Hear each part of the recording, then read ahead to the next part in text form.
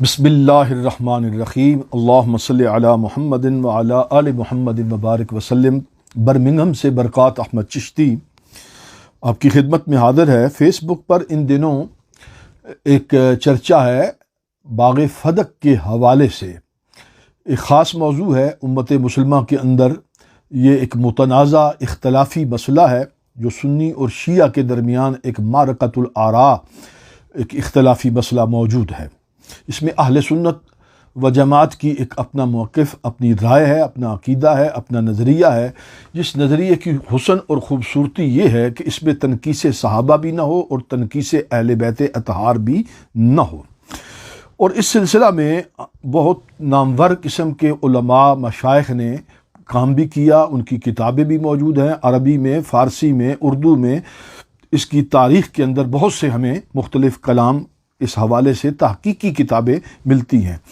ماضی قریب کے اندر ایک سب سے بہترین مختصر متن کے طور پر ایک کتاب جو میرے حضرت اعلیٰ پیر سیدنا مہر علی شاہ رحمۃ اللہ تعالی علیہ، آپ کی معروف اور مشہور زمانہ کتاب ہے تصفیہ ما بین سنی و شیعہ، جس میں آپ نے چند صفحات اس موضوع کی نظر بھی آپ نے فرمائے اور انتہائی اختصار کے ساتھ ٹو دی پوائنٹ آپ نے اس پر کلام کیا اور اہل سنت کا اس میں عقیدہ اور نظریہ بیان کر دیا۔ وہاں پر آپ نے ایک اصطلاح، معصوم کی اصطلاح، جو اہل سنت کے ہاں یہ صرف اور صرف یہ عقیدہ جو خاص طور پر ہم انسانوں میں انبیاء کے ساتھ مختص سمجھتے ہیں، یہ سنیوں کا عقیدہ ہے، اہل سنت کا عقیدہ ہے۔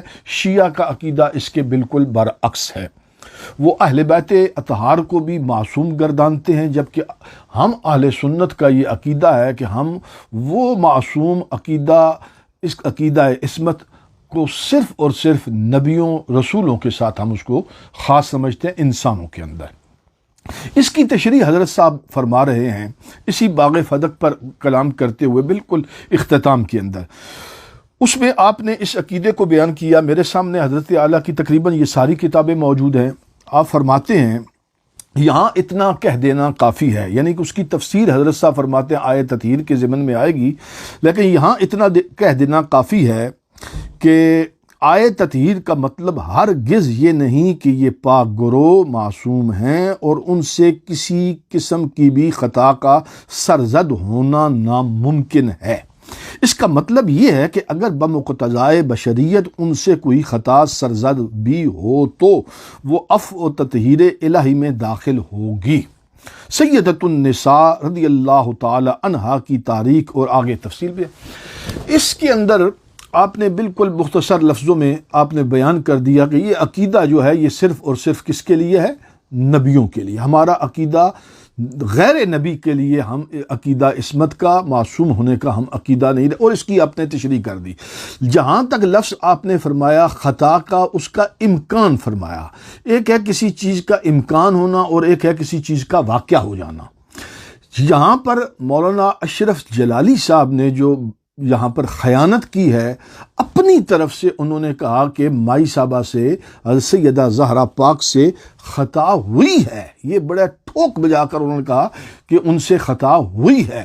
اب جب وہ یہ بیان فرما رہے تھے تو اس وقت گویا کہ یہ محسوس ہوا کہ یہ لفظ شاید حضرت اعلیٰ گولڑوی نے قطب عالم آیت من آیات اللہ حضرت خواجہ پیر سید مہر علی شاہ کی کتاب سے نقل کر رہے ہیں، تو حضرت اعلیٰ نے یہ لفظ بالکل نہیں لکھا، کسی جگہ پر نہیں لکھا، بلکہ جہاں تک میرا ایک تھوڑا سا مطالعہ موجود ہے، میں غالباً اس سلسلہ امامت و خطابت میں مجھے 31 سال ہو چکے ہیں، اور الحمدللہ بہت زیادہ دعویٰ دار تو نہیں ہوں، لیکن جو ٹیکسٹ اسلام کا ہے اس وقت، تو اس عنوان کے ساتھ وہ ضرور میری نظر سے الحمدللہ وہ گزرا ہے۔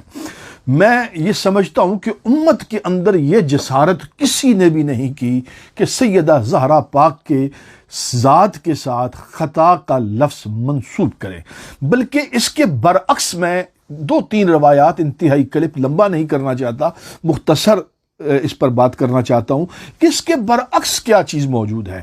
اس لیے کہ لفظ جب خطا کا کہا جائے گا کہ سیدہ زہرا سے خطا ہوئی، یعنی وقوع ہوا۔ ایک ہے، یاد رکھیے، پیر مہر علی شاہ صاحب امکان کی بات کر رہے ہیں کہ چونکہ وہ عقیدے کی وہ خاص اصطلاح کی تشریح کر رہے ہیں تو وہ معنی وہ بنتا ہے، لیکن ایک ہے کسی کا ساتھ خطا کو وابستہ کرنا، منسوب کرنا اور یہ ثابت کرنا کہ ان سے وہ خطا ہوئی، اور یہ نظریہ رکھنا کہ وہ خطا پر تھی۔ یہ دو بالکل مختلف چیزیں ہیں۔ اس پر ہمارا عقیدہ کیا ہے؟ میں دو چیزیں آپ کے سامنے پڑھ دیتا ہوں۔ میرے پاس یہ کتاب جو ہے یہ مذہب شیعہ کتاب ہے، اس کے مصنف حضرت خواجہ شیخ الاسلام خواجہ محمد قمر الدین سیالوی رحمۃ اللہ تعالی علیہ ہیں، اور پھر اس کی جو شرح ہے مولانا محمد اشرف سیالوی صاحب نے اس کے اوپر حاشیہ اور اس کی مزید اس کے اوپر انہوں نے کلام کیا ہے۔ اب یہ دیکھیے انہوں نے جو اس پر جو روایات جمع کی ہیں، چونکہ یہ ایک تفصیلی مسئلہ ہے، اس کی بہت زیادہ تفصیل ہے، جتنے اس کے اوپر جتنے بھی اعتراضات مذہب شیعہ کی طرف سے ہیں، ہر ایک اعتراض کا جواب دیا گیا ہے سنی کی حیثیت سے، تاکہ تنقیص صحابہ بھی نہ ہو اور تنقیص اہل بیت اطہار بھی نہ ہو، اور بات بھی بالکل واضح ہو۔ لیکن یہاں پر جو اس وقت مولانا اشرف جلالی صاحب سے متعلق بات ہے جو ان کی خدمت میں پیش کر رہا ہوں، کہ آپ نے تو کہا کہ مائی صاحبہ سے خطا ہوئی، تو یہاں آپ سن لیجئے کہ ہمارا اس پر کیا، ہمارے اکابر کا، ہمارے بزرگوں کا نظریہ کیا تھا، یا آپ یوں کہیں کہ سنیوں کا اس پر کلام کیا ہے، یا وہ اس پر جب بات کرتے ہیں تو وہ کس انداز میں بات کرتے ہیں۔ دیکھیے، حضرت زہرا کی حضرت علی المرتضیٰ پر ناراضگی، یہ ایک باب باندھا، پھر اس پر پوری تفصیل لکھی، پھر لکھ کر کہ یعنی وہ کہ حضرت سیدنا ابو بکر صدیق نے حضرت سیدہ زہرا کو راضی کر لیا۔ یہ ساری وہ روایات کا جواب دے رہے ہیں، یعنی یہ ہمارا نظریہ بالکل ایسا نہیں ہے کہ یہ کوئی وقوع ناراضگی والا بھی کوئی اس لیول پر ہوا کہ یہ جتنا ایک قصہ کہانی بنائی گئی اور اتنی عمارت کھڑی کی گئی، یہ تو میرا اپنا ذاتی ویسے، لیکن چونکہ روایات ہیں، اب روایات کو نقل کرنے کے بعد پھر نتیجہ کیا نکالتے ہیں، جس طرح مولانا اشرف جلالی صاحب نے ایک نتیجہ نکالا پیر میر علی شاہ صاحب کی عبارت کو پڑھ کے، اپنے تہیں ایک لفظ بول دیا۔ دیکھیے یہاں پر وہ کیا نتیجہ نکالتے ہیں، وہ پوری بحث کر کے کہتے ہیں لہٰذا ہم کسی کی ذات کو مورد الزام ٹھہرانے کا تصور نہیں کر سکتے۔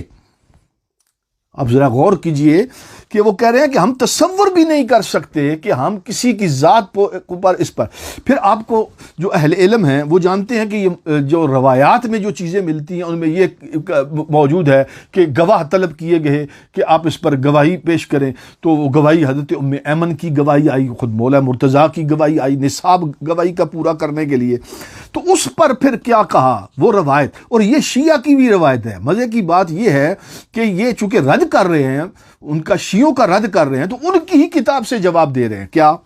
یہ حضرت سیدنا ابو بکر صدیق رضی اللہ تعالی عنہ کا قول نقل ہو رہا ہے کہ آپ نے اس موقع پر پھر کیا فرمایا؟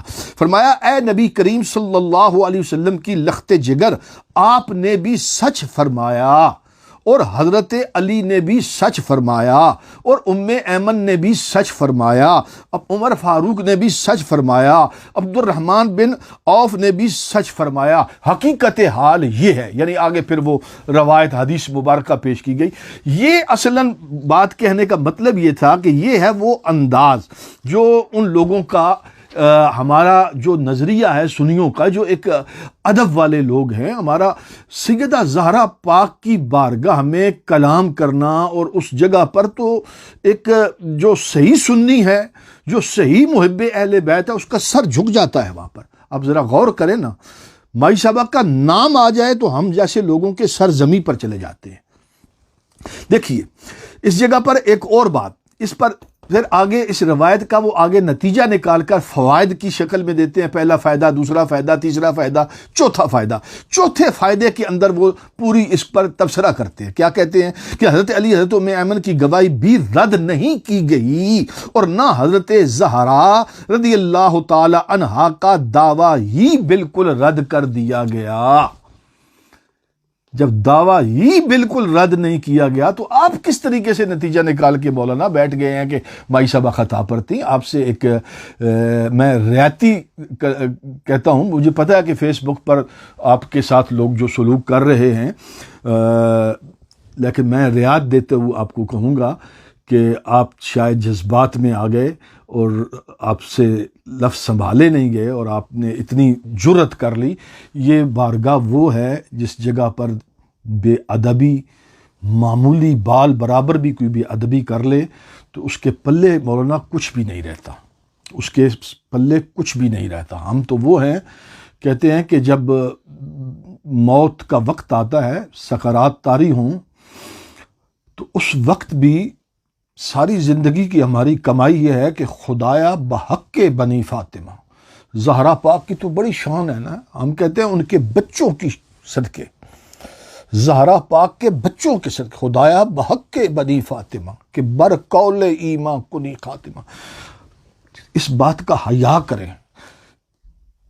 زہرا پاک وہ ہیں کہ جن کی آمد پر نبی پاک علیہ الصلوۃ والسلام کھڑے ہوتے ہیں.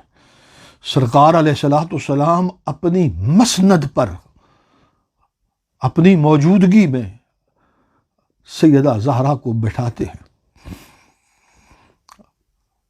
آپ کو حیا کرنا چاہیے. اس دیدہ دلیری کے ساتھ آپ کہہ گئے توبہ کریں، آپ پر توبہ لازم ہے، توبہ کریں. آپ نے دل دکھایا ہے، امت مسلمہ کا دل دکھایا ہے. سیدہ زہرا پاک کی